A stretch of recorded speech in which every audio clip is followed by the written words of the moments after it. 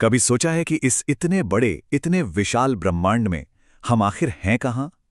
चलिए आज इसी रोमांचक सफर पर निकलते हैं और इस पहेली को सुलझाते हैं।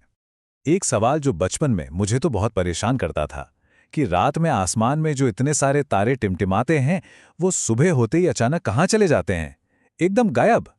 अगर ये सवाल आपके भी दिमाग में कभी आया है तो चलिए आज इसका जवाब ढूंढ ही लेते हैं। पता है, इसका जवाब ना एक बहुत ही सिंपल से एक्सपेरिमेंट में छुपा हुआ है। चलिए मेरे साथ सोचिए। मान लीजिए आप एक अंधेरे कमरे में हैं, ठीक है।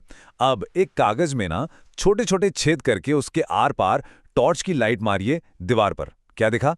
बिल्कुल तारों की तरह ढेरों छोटे छोटे रोशनी के डॉट्स, है ना। लेकिन जैसे ही आप कमरे की मेन लाइट जलाते हैं, वो सारे बिंदु कहाँ गए? गायब। बस ठीक यही होता है हमारे आसमान के साथ। सूरज की रोशनी इतनी ज्यादा तेज होती है, इतनी ज्यादा कि वो बाकी तारों की धीमी रोशनी को दिन के उजाले में पूरी तरह से छिपा देती है। तो ये तो क्लियर हो गया कि तारे दिन में कहीं जाते नहीं हैं, बस हमें दिखते नहीं। पर एक मिनट, रात को आसमान में जो कुछ भी चमकता है, क्या वो सब कुछ तारे ही होते हैं? जवाब है नहीं। चलिए अब आसमान की इन चमकती चीजों के बीच का फर्क समझते हैं।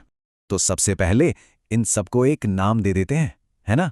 देखिए, आसमान में जो भी चमकता है, फिर चाहे वो सूरज हो, चांद हो या फिर वो अनगिनत टिमटिमाती चीजें, उन सबको एक साथ हम कहते हैं खगोलीय पिंड। ये इनका ऑफिशियल नाम है, समझ लीजिए। अब मजे की बात यह है कि ये जो खगोलीय पिंड है ना, ये भी मोटे तौर पर दो तरह के होते हैं, तारे और ग्रह। तो फर्क क्या है? बहुत सिंपल। तारे जो हैं वो गैसों के बने बहुत बड़े और गर्म गोले होते हैं, जिनकी अपनी खुद की गर्मी और रोशनी होती है, एकदम बल्ब की तरह। वहीं दूसरी तरफ जो ग्रह होते हैं, उनकी अपनी कोई लाइट नहीं होती। बेचारे तो बस तारों की रोशनी उधार लेकर चमकते हैं। और अब सबसे बड़ा और जरूरी फैक्ट, हमारा अपना सूरज जो हमें रोज गर्मी और रोशनी देता है, वो क्या है? वो भी एक तारा ही है। जी हाँ, बिल्कुल, वो कोई अलग चीज नहीं है। बस फर्क इतना है कि वो हमारे सबसे सबसे ज्यादा पास वाला तारा है, और इसीलिए हमें इतना बड़ा और चमकदार दिखाई देता है।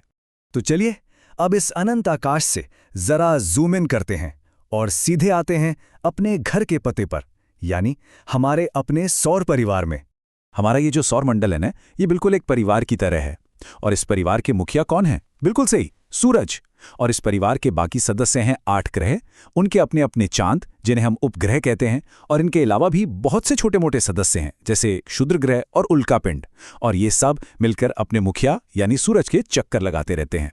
तो चलिए सूरज से शुरू करते हुए एक एक करके मिलते हैं परिवार के इन 8 मेन सदस्यों से। ये हैं बुध, शुक्र, पृथ्वी, मंगल, बृहस्पति, शनि, यूरेनस और नेपच्यून। अरे इन सबका नाम लाइन से याद रखना थोड़ा मुश्किल हो जाता है ना। मेरे साथ भी होता था, पर मेरे पास एक बहुत ही मजेदार ट्रिक है। बस एक लाइन याद रखिए, my very efficient mother just served us nuts. अब देखिए, इस लाइन के हर शब्द का पहला अक्षर आपको ग्रहों का सही क्रम बता देगा। एम से मर्क्यूरी, वी से वीनस। कमाल है ना। अच्छा, एक और मजेदार बात बताऊं। हमारे सौर परिवार के कुछ ग्रहों के पास ना अपनी रिंग्स यानी छल्ले भी हैं। हाँ, बृहस्पति, शनि और यूरेनस, इन तीनों के चारों तरफ छोटे छोटे पत्थरों और बर्फ के टुकड़ों से बनी खूबसूरत पट्टियां घूमती हैं। देखने में ये बहुत शानदार लगती हैं। अच्छा एक बात बताइए, आज तो हमारे पास गूगल मैप्स है ना। रास्ता ढूंढना कितना आसान है। पर कभी सोचा है, बहुत बहुत पुराने जमाने में जब ये सब कुछ नहीं था, तब लोग रास्ता कैसे ढूंढते थे? हिंट दूं? इन्हीं तारों की मदद से।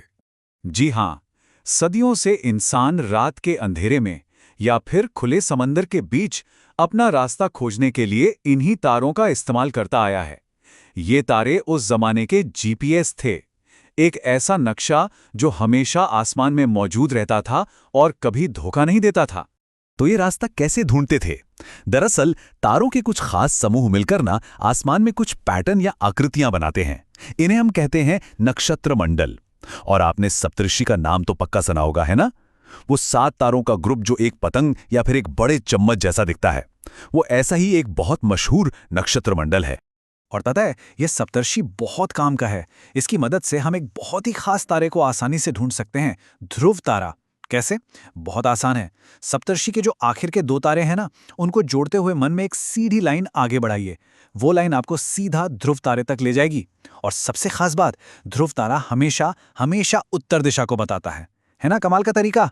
तो चलिए अब तारों और नक्षत्रों की दुनिया से वापस घूम कर आते हैं अपने घर पर, हमारी अपनी प्यारी पृथ्वी पर। यहाँ एक सवाल आता है, अगर सूरज आग का इतना बड़ा गोला है तो हम उसकी गर्मी से जल क्यों नहीं जाते? इसका राज छिपा है दूरी में। पता है पृथ्वी सूरज से कितनी दूर है? लगभग 15 करोड़ किलोमीटर। सोचिए, 15 करोड़। यही वो जबरदस्त दूरी है जो हमें सूरज की जानलेवा गर्मी से बचाकर रखती है। तो जैसा कि हमने देखा, हमारी पृथ्वी इस सौर परिवार में सूरज से तीसरे नंबर का ग्रह है। ये एक बहुत ही अनोखी और खूबसूरत दुनिया है जिसे अपनी सारी की सारी गर्मी और सारी रोशनी अपने सबसे नज़दीकी तारे यानी हमारे अपने सूरज से मिलती है। और अब जाते जाते एक सवाल मैं आपके लिए छोड़कर जा रहा हूं। सोचिए जरा, अगर हमारा सूरज इस ब्रह्मांड के अरबों खरबों तारों के बीच सिर्फ एक साधारण सा तारा है, तो क्या उन दूसरे अनगिनत तारों के पास भी अपने ग्रह नहीं होंगे?